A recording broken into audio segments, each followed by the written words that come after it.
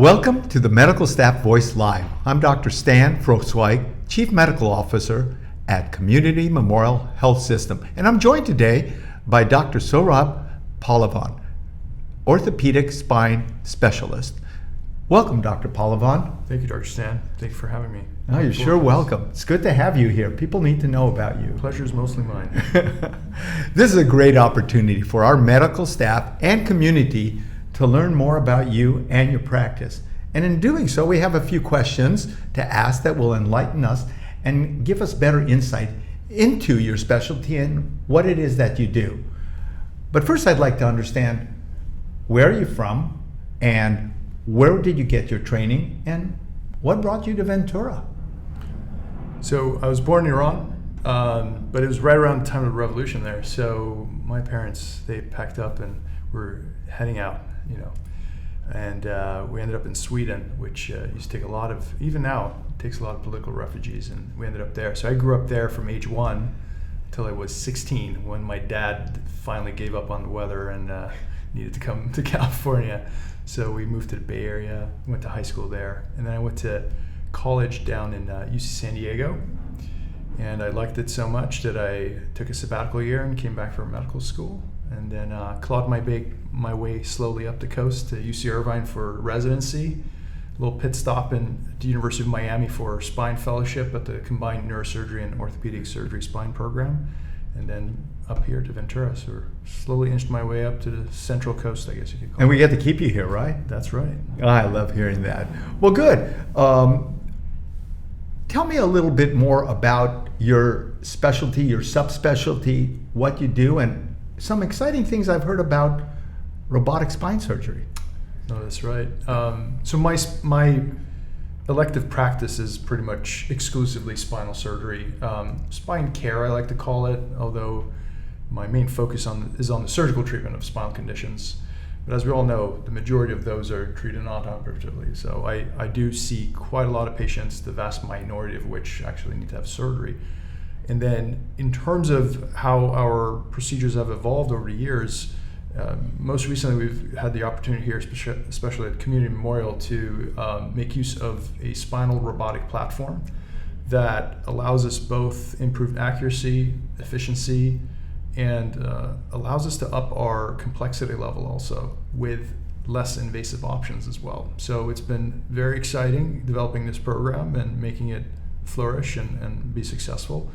But it's been a great year. We're almost coming up on a year on its use. I was just talking to our colleagues earlier today, and we're almost, I think I'm close to being at 100 cases here. So oh my gosh. It's gone by very quickly. And that really puts us on the cutting edge of what is done nationally, even when compared with academic centers, let alone Absolutely. For a community hospital. I think that's really important to emphasize, in that we do really have the cutting edge of technology, ability, and resources, which is a blessing, not just for the doctors that work here, but for the patients and the community as a whole, because it gives us a lot of options. Patients no longer have to travel lengthy times to have procedures and follow-ups done, which can be very difficult and onerous. And I know from being a family doctor that it is very difficult to get the medical records sometimes from those tertiary care or academic centers, whereas we have such a great collaborative physician community here where doctors work so well and closely together, sharing that kind of information. And I'm so impressed with you talking about how, even as a spine surgeon, you acknowledge that so much of spine problems really do not require actual surgery, but that judgment that you have in determining that is so invaluable. I think that goes for the medical community as a whole here, because I always joke with our residents. I say, look, I have to take good care of patients because I'm going to run into them at Trader Joe's, and that's not really the case when you're in a bigger city or at a more kind of tertiary referral center. You don't have that local connection, and I really do care about that. I think it really colors you as an individual and as a physician, makes you really think twice before you proceed with a certain treatment plan, because you really have to think about the consequences from each angle, and it makes it very valuable.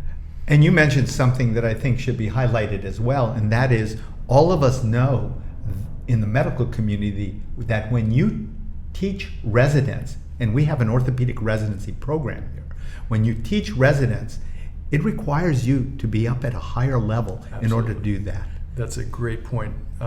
You cannot get away with it. You have to, the things you say, the things you do, they have to be up to date. They have to be according to evidence-based standards, and it makes it harder for you as a clinician, always staying on top of things. But it's fun. It's a lot of fun. It's extremely rewarding.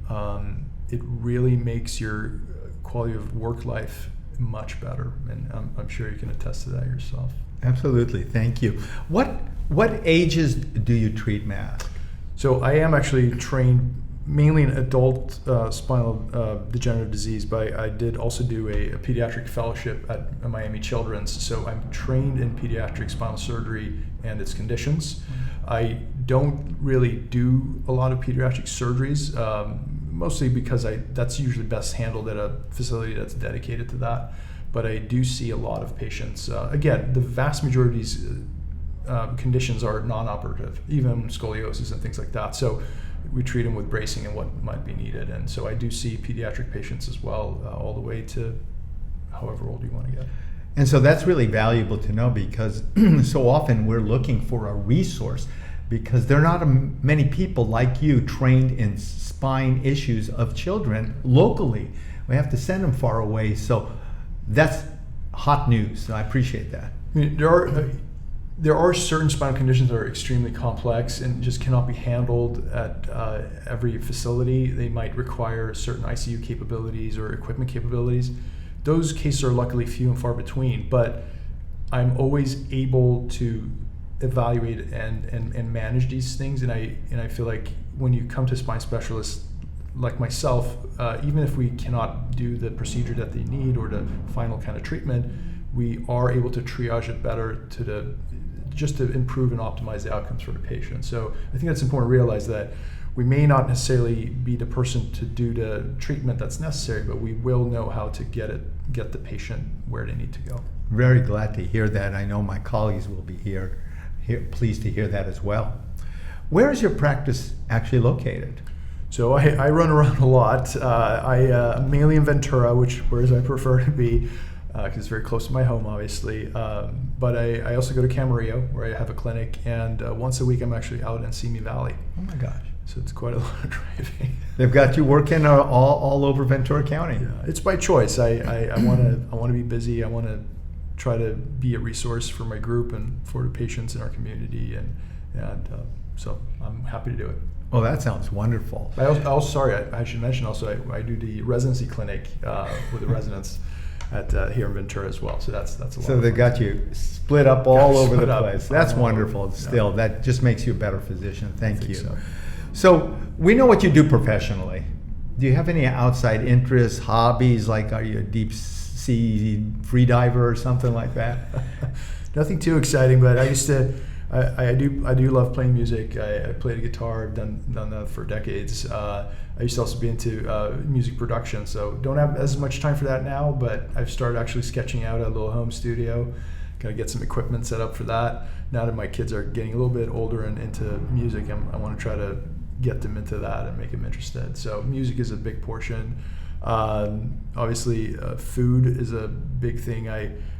My parents, my grandparents, they were big on cooking, so I learned from them, and I've tried to kind of improve my cooking skills to a variable success. I'm sure you could ask my wife, but that's also something I really feel is tons of fun. We bake at home. I try to get my kids involved in that, because eventually I'll try to push it off on them so they can do it for me. Very wise future planning. I like that. That's fabulous. So this is my favorite part, although talking to you is all my favorite part. So interesting. It's called This or That, and this is where questions are asked that have no right or wrong answer, and their stream of consciousness. So we'll start at the top. Early bird or night owl? Early bird. French fries or onion rings? Onion rings. What person in your life do you admire particularly, and why?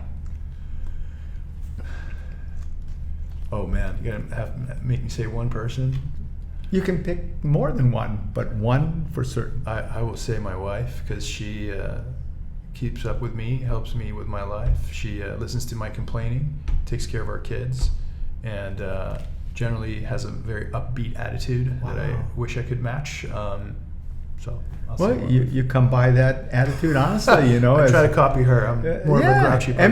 Emulate. That's okay. Complement one another, right? That's Balance true. in life. That's true. If you had a choice between two superpowers, invisibility or flying, which would you choose? I think flying, because invisibility would just get me in trouble. What was your longest road trip? Oh, so that's an easy one. My wife and I, we drove from LA to Miami. Oh my gosh. That was a lot of driving. And our poor dog was stuck in the back seat of our Toyota 4Runner, and she powered through. So, wow. So along that same line, passenger or driver? my wife is a far better driver than I am, but I still have to, contribute. Drive some. Okay, good. So, podcast or reading a book, and which is your favorite podcast or book? Unfortunately, I probably listen to podcasts more than I read, but Sure. if I'm actually going to retain the knowledge, book is the way to go. Good. Do you have a favorite podcast that you like that you can divulge? Well, there's the White Coat Investor podcast. Oh yeah, That's a good I've got one. that on my list. That's absolutely, but I'm a sucker for Terry Gross and fresh air. I'm not gonna lie. Yes, good for you. So chores, laundry or dirty dishes? Dirty dishes. Absolutely. If you didn't become a physician, what was your backup plan? You kind of alluded to music a little bit. Yeah, no, I'm not as talented as that. I actually always wanted to be an actor, but I don't think I have the looks for it, and maybe voiceover would have worked out. That's great. And finally, what is the most interesting thing about you that we would not get from your CV? I have a 5-octave singing voice.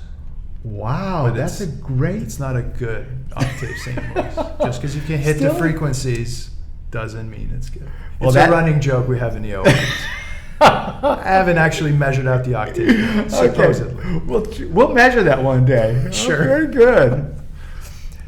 Thank you for tuning in to learn more about Dr. Pahlavan. For more information on all the services and specialties offered at Community Memorial Health System, visit cmhshealth.org and be sure to like and subscribe for more from your community health system. Thank you so much. I appreciate that, Dr. Pahlavan. My pleasure. Thank you. You're welcome.